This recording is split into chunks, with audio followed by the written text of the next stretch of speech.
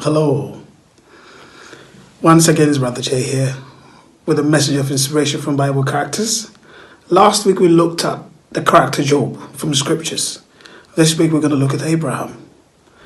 Now, if we go back to the book of Genesis, God told Abraham to move from the land of his fathers and journey to a land which the Lord had promised him. And so it was only through faith that Abraham will move from the land of his fathers, because he had not seen this God physically. And so he and his wife Sarai and his nephew Lot moved with all their belongings into a land they knew nothing about. That was faith. Today we'll talk about faith. Now, Abraham's moved on, and then he's got into a land where there's difficulties in farming and, things are very tight for him. So Abraham decided to go to Egypt. And then he knew very well, according to the book of Genesis chapter 12, verses 14 downwards. And so he knew very well when he got there, they might kill him and take his wife, because the Bible says Sarai was beautiful. And so he told her and said, when we get to Egypt, tell them, I am your brother, not your husband. And so you need to understand that the Bible character Abraham, that we call the father of faith, that the Lord had promised that he would bless him and bless his generation, had failed here, because when he got to Egypt in the book of Genesis chapter 12 verses 14 downwards, he gave his wife Sarai or Sarah to Pharaoh, and so he had lied. He had lost faith completely. When you go back to the book of Genesis chapter 20 verses 1 downwards, the same thing happened in the farming season when he moved again. And the Bible says a God-fearing king called Abimelech, he also lied to him and said, this is my sister, not my wife.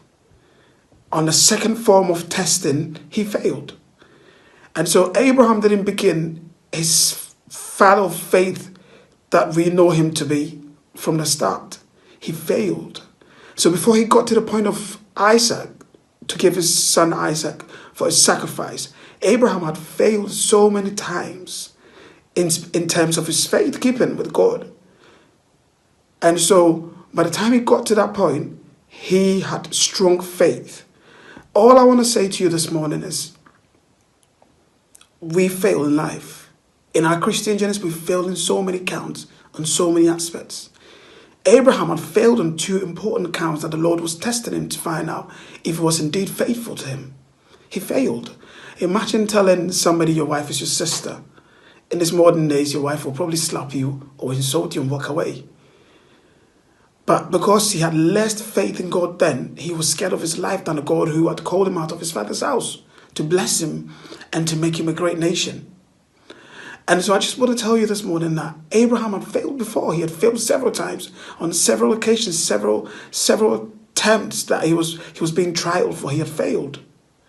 And so don't be worried so much about your failures, that you failed in this, you failed in that. You said you weren't going to do this again, but you did it.